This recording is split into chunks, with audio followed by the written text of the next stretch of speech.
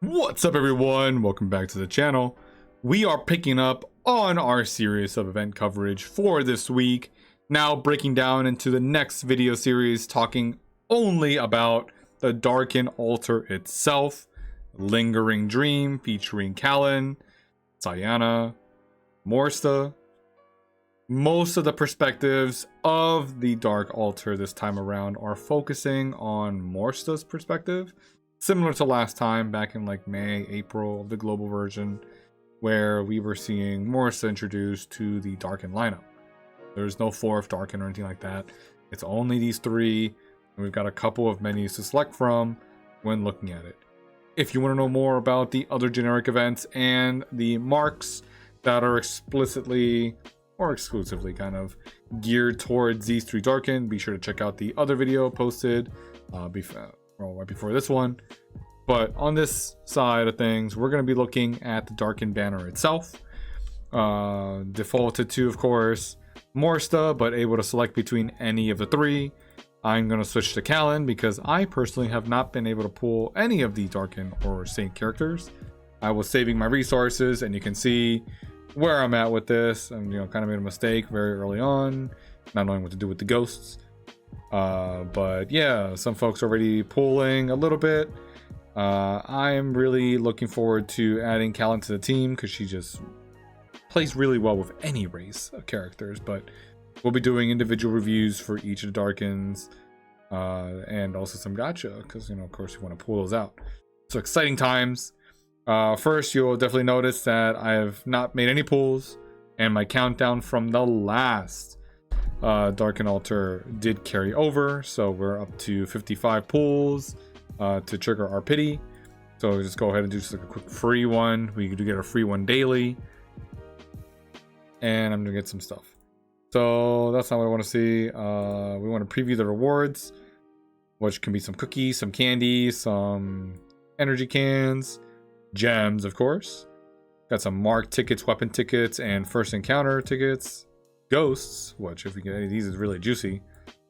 And then shards, 1, 3, 5, and 10. With the grand prize being a full 120 fragments of Kallen, which is a whole copy. And fantastic. Served up by Angelica in her maid outfit. Pretty sweet. So those are our rewards at the moment. When you go to pull, I'll go ahead and decide here. My first 10 summon can be either 3,000 gems, 3,000 sacrificial stones, or 300 tickets. Wow, that's expensive. We're not gonna ever use this one, but these over here on the other hand could be very worthwhile. And while I like the idea of using gems just because we've saved some, I'm realizing that this is quite the number of gems to be using. I think it's a couple of days to do it, and I'd like to spend gems on both different items, so I'm thinking real hard about it. It is just a 10 pull. I almost just want to go with the sacrificial stones, but we want to save our gems for other items. So I'm gonna think about this one while we cover the video and show off what we got for cumulative summons. So when you're pulling, every 100 here, it looks like it'll give us something, but you get an extra 1, 2, 3, 4, 5, 6, 7, 8, 10 pulls. So that's 80 pulls if you reach the full 1500, which would basically be another pity copy if it is provided, with some weapon tickets, rainbow tickets, and no other resources other than the fragment crates. So when reaching these points, you can either stack these up for more altar gems, which could be used on a saint banner, or it is 120 fragments of any of the characters that you're looking to get. So definitely something to consider here, because if I am pulling for Kallen and I make enough pulls to get the Kallen copies that I want to build the Kallen version I want, these boxes could go towards building a Morsta or a Sayana, or stacking up, of course, and saving for a saint banner. Definitely going to add some flexibility here so that we can decide where we want to go with these pulls. And there's one at 400 pulls, 800 pulls, 1200 pulls, and finally 1600. So this time full 120s, none of that 60-60. but also no 1700. And there are activities on the official community Discord that you can look at doing for reaching, I think, 1,000 this time around. But always just be sure to check the community Discord, because there's extra ways to get codes or extra rewards by posting screenshots of your progress. On the banner here, though, you can see that I drew my first one, and so my name now shows up on the podium leaderboards here for current server ranking. So only for your server, you can get some additional rewards for doing altar pulls. What those ranking rewards look like: very generous. Weapon tickets, pink mark tickets, and an additional box with more altar gems or fragments. Do take note, though, that these are usually rewarded at the very end of the event, so you may not have a chance to really use the resources towards darken items, but it's a nice little sort of refresh or reboot towards the next event, which you'll probably know what it is at the end of the 2 weeks of the darken banner. Also to note that one of our favorite strategies is to do single pulls when we're near the pity. It's not worthwhile to do it when we are in the darken banner, because you're just losing an extra 20 sacrificial stones. You always want to do it with your 10 summons, because it's just a flat 3,000 instead of the 3,200 if you did it singles. So where can we get sacrificial stones? In the event lava vault here, we can spend gems and gold. So first I'm going to spend the gold. This is just once for the whole event. It's just an extra 1,000. Also, for the entire event, there's only one set of the 800 gems for 1,000. So this is going to be 2,400 gems for 3,000. And every day of the event, so for 14 days, you can come in here and spend 2,700 gems for 3,000 stones. It is absolutely mandatory that everyone spend 2,700 gems for this daily pack. Whether you are trying to pull for a darkened character, or to save these up for a future darkened banner or a future saint banner, you need to buy this pack. It is absolutely mandatory. Anything else you were spending gems on gets put on the back burner, and you spend 2,700 for this pack. It is so important, and you can fall behind if you are not doing this. That's why I want to make sure I get this video out ASAP Rocky, because people need to know this daily limit pack is very important. These can be purchased at any time during the event, but this is very important. Mid spenders, you can also consider this 1,000 for 6 tokens. That is daily. Remember that if you wait too long on it, you're not going to get it. The rest of these that say event limit are available during the entire event. So if you ever decide you want to spend a little more, you have that option. Also remember that every day you get one free purple rare weapon ticket, as well as options to buy more of these if you do want to, including the surprise box. This looks like it's the altar gem surprise, which, well, it's surprise. It can be some extra gems if you don't want just a regular 1,000. Finally, for exchange, this is what you can do with your darkened ghosts. Get copies of Morsta, Sayana, or Kallen for 3,600. Their weapon, which could be very valuable, especially if you lose the pities. So you want to save your ghosts until the very end of the event so you know what you need. And then fragments, so that if you're pulling fragments out of the regular darkened altar, this can help you complete a full copy. Down here are regular items that you can usually get through other events. It is not worth it to spend your darkened ghosts on these things. If you have leftover darkened ghosts and you don't really want to spend on any of the other usual darkened character equipment, just save them. It is not worth it to spend on anything else here, because you can acquire these things through other events and other activities. Just not worth it at all. We also have the Fortress event currently going on, and that has usually happened whenever there's a Darken or Saint altar going on. That you can get these other resources there. Just not worth it. Save all your ghosts, whether it be for Saints or Darkens, or the actual characters from the altar. Alright, more methods to pick up copies or sacrificial stones. Lava Trial lets you fight this angry goblin. You're going to get a limited number of attempts, so only 3, to put your lineup up, against them. I've got Icy on my team. Heck yeah. We won Cheryl though, next to Odell. So hell difficulty is going to get you the most. So I'm gonna go ahead and watch my pets go off, but I like to put Cheryl or Pluton first because you just go ahead and quickly one-shot the rest of the team. If you're a newer player, you're building up, you're gonna have to pick the difficulty that works best for you so you can get yourself all the way up. Get a character like a DPS unit like Cheryl or Pluton, or someone that can hit multi number of characters, so you can just quickly clear it out and not let them hit you back, because it can be a little difficult. I do get that. But for players that have a more established team or combo going on, your main DPS in the first spot just to one-shot everybody and move on is good. Because remember, you can't skip this. It cannot be skipped till round 2. These are elite enemy. But so much for being elite, you're getting 600 sacrificial stones, 100 ghosts, and some gold. It's going to help build up your total. Go ahead and do our last round. Let our pets go off. Arrow can one-shot the team.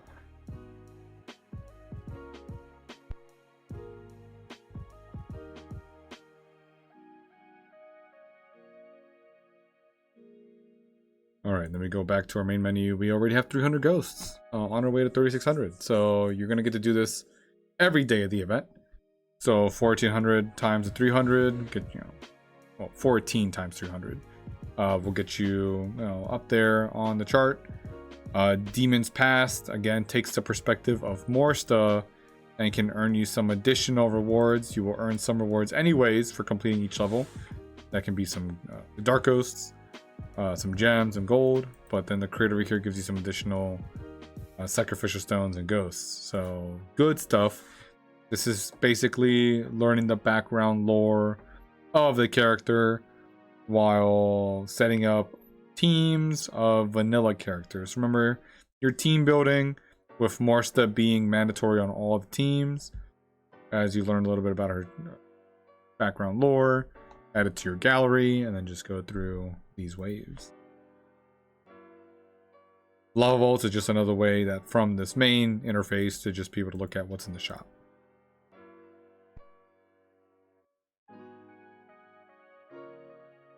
So this is what we've got going on with the Darken Altar itself. It's definitely an event that you want to be paying attention to.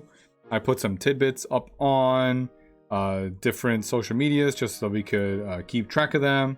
And what I want folks to know, and I'll cover here verbally a little bit, is that the Darken and the Saint banners, they alternate. So they're not weekly, they alternate every 2 months. So Darken Altar's next appearance after this event is over will be not in 2 months, but in 4 months, because at the current rate, we usually have been seeing a Saint Altar happen 2 months after the Darken, and then after the Saint banner, it'll be another 2 months for the next one. So Darken happens every 4 months, you could say, at this sort of schedule, and Saint can happen every 4 months after its own. There are chances that we see changes to the schedule. Definitely keep tabs on the community page for how that can happen. And remember that Darken characters cannot be acquired with rainbow tickets. You have to use the sacrificial stones. All right. Spending the gems daily on this pack is very important. So don't forget to do that. You need to do that every day so you can make sure that you have enough of these saved, so that if you decide towards the end of the event to pull for a Darken character, you can do that immediately, or to save it if you want to play on for someone else. Ghosts carry on to the next event, and sacrificial stones as well, because you're saying that, carry on to the next event as well. Remember that for Saint characters though, you can only use the white ghosts, not the dark ghosts. The light ghosts are only used for the Saint banner, so if you have those, just know you cannot spend them here because it's a dark event. There are other ways to get these sacrificial stones, and we covered it on the previous video, but the emergency supplies here, where you can spend tokens as you sign in throughout the week to unlock some of these tiers, and on the 7th day you will have unlocked all of these, as well as also the 0 Defense or Event 0, which we'll cover on another video, had some shops there that can get you, I think, 3,000 if you do all the stamina events for each respective one. So you can have your extra sacrificial stones through that method. And then definitely don't forget that there are closets here that can help you pick up some additional outfits for your girls. This time around, there's also the exquisite designer showing off Kallen in a very steamy outfit. This is interactive, similar to Hecate's and Sayana's that we've had before, where you can use your design tickets. There's a way to exchange your existing outfit tickets for some of them, so you would need every 60. All right. Yeah, every 60 would give you 10 pools. And if you get 1,800, that will get you the T2 total. So you would need to... You would need 240? Yeah, 240 outfit tickets exchanged for these designer tickets to guarantee it. You could get it earlier, you know, because every 10 pool guarantees a rare item. So you could just straight up get Kallen's outfit, or at the very minimum you get 300, and that's why you would need to exchange for 10 tickets 6 times so that you have the full opportunity to score the 1,800 of these, which could be exchanged. Whoops, can I pull this? 1,800 would exchange for Kallen's outfit. If you only get 1,200, you can exchange for a blind box that gets you any SSR character's outfit. For 600, it could be any SR girl's outfit. And finally 300 if you just want to get an R outfit. There are ways to spend actual tickets though for surprises. Whoa. Avatar. It's the first time I'm seeing this here. That's pretty awesome actually. That may be worth it. But these are a little bit less cost effective because you're only getting 5 instead of the 10. So it's 24 for a 10 drop. That's up to you if you want to definitely pull that. Just remember that it's 90 tickets to get the non-interactive one from the other menu. But only Kallen's interactive one is here. We're not getting Sayana's, at least not that I've seen. Up here you can take a look at what the rates are. Alright, so that was us covering anything that had to do with the Darkins. If you want to see the marks, go ahead and check out the previous video in this series.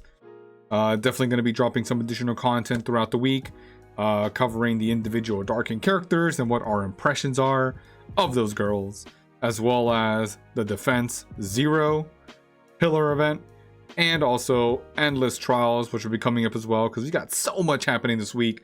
Very excited, and hopefully you are having a blast.